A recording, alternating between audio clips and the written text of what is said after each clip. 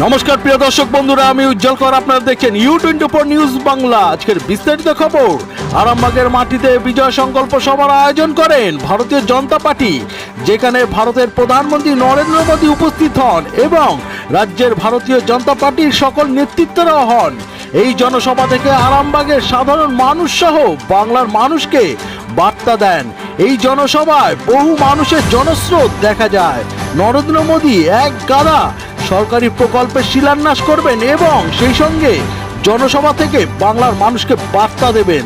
আমরা সরাসরি শুনে নেব দেশের প্রধানমন্ত্রী নরেন্দ্র মোদী কি বার্তা দিলেন। সরাসরি শুনে নেব U24 নিউজ বাংলার পর্দায়।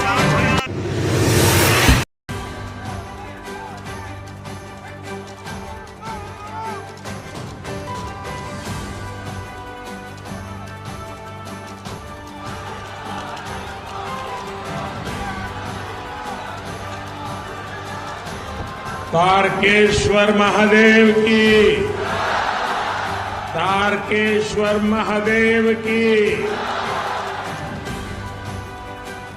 आरामबाग वासी के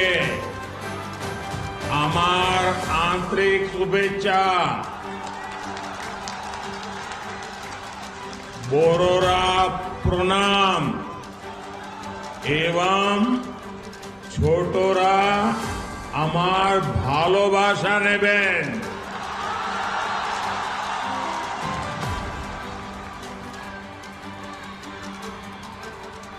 सबसे पहले तो मैं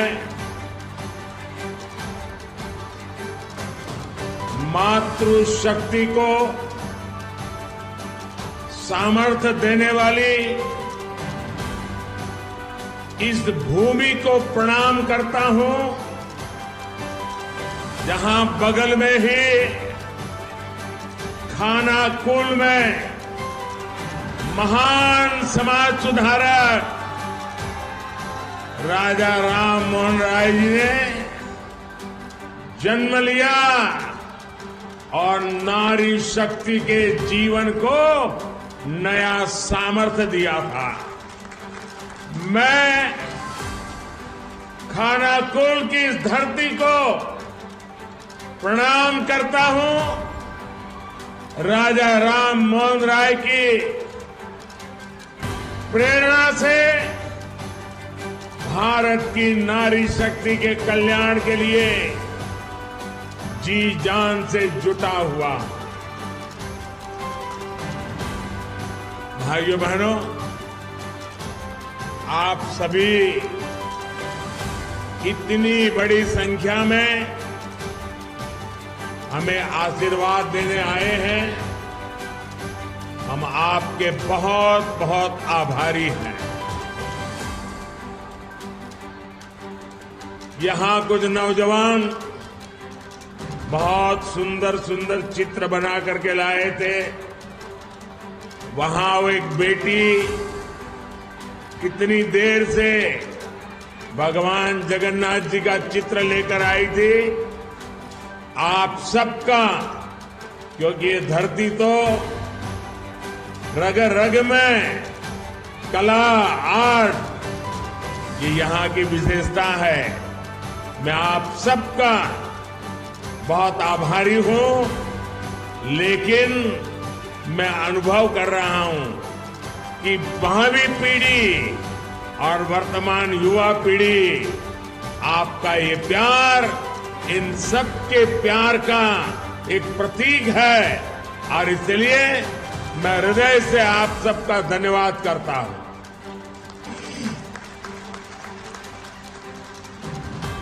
साथियों, अब से कुछ देर पहले मुझे यहां 7,000 करोड़ रुपए से ज्यादा के प्रोजेक्ट का उद्घाटन और शिलान्यास करने का सौभाग्य मिला। इनमें रेल, पोर्ट, पेट्रोलियम और जल शक्ति से जुड़ी परियोजनाएं शामिल हैं। मैं बंगाल के आप सभी लोगों को इन परियोजनाओं के लिए बहुत बहुत बधाई देता हूं। साथियों, पश्चिम बंगाल आजादी के आंदोलन की प्रेरणा स्थली रही। गुलामी के विरुद्ध प्रखर नेतृत्व देने वाली यहां के हर संतान का सपना था कि भारत विकास की नई ऊंचाई प्राप्त करे। आज मैं जब बंगाल आया हूं तो कह सकता हूं कि आज का भारत उनका ये सपना पूरा कर रहा है। बीते 10 साल में भारत 11वें नंबर की इकोनॉमी से ऊपर उठकर 5वें नंबर की आर्थिक ताकत बना है। G20 में कैसे भारत की जय जयकार हुई, ये हम सबने देखा। आज भारत स्पेस सेक्टर में अग्रणी बन रहा है। जो काम दुनिया का कोई देश नहीं कर पाया, वो हमारे चंद्रयान ने किया है। आज स्पोर्ट्स के क्षेत्र में भी भारत नए रिकॉर्ड बना रहा है। अब आज स्वतंत्र भारत में देश की समृद्धि और हमारा समृद्ध सांस्कृतिक धरोहर फिर से पूरे गौरव से नई ऊंचाई प्राप्त कर रहा है। और यह हम सभी का सौभाग्य है कि 5 सदियों के इंतजार के बाद, 500 साल के बाद प्रभु श्री राम अपने भव्य मंदिर में विराजे हैं।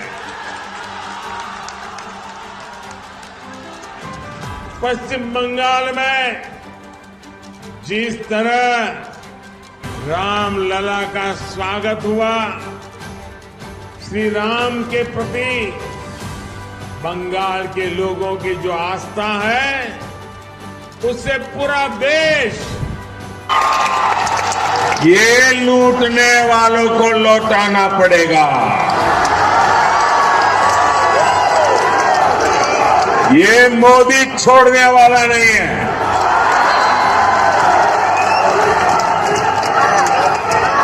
और मोदी न इनकी गालियों से डरता है, इनके हमले से डरने वाला, रुकने वाला मोदी नहीं है। मैंने पश्चिम बंगाल की बहनों, पश्चिम बंगाल के गरीब, पश्चिम बंगाल के युवाओं को गारंटी दी है और मोदी की गारंटी की है, जिसने गरीब को लूटा है उसको लौटाना ही पड़ेगा। साथियों, टीएमसी की सरकार के रवैये के कारण पश्चिम बंगाल का विकास प्रभावित हो रहा है। टीएमसी सरकार की सजा यहां का गरीब और मिडिल क्लास भुगत रहा है। मैं आपको इसके कुछ प्रमाण देता हूं।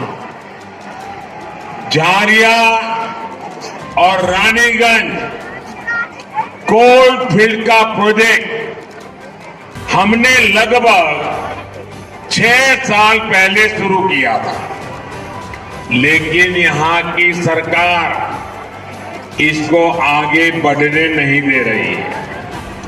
18,000 करोड़ रुपए का ये आंकड़ा याद रखिए, 18,000 करोड़ रुपए जगदीशपुर, हल्दिया और बोकारो धामरा पाइपलाइन प्रोजेक्ट भी 4 साल से पेंडिंग पड़ा है। राज्य सरकार का सहयोग न मिलने के कारण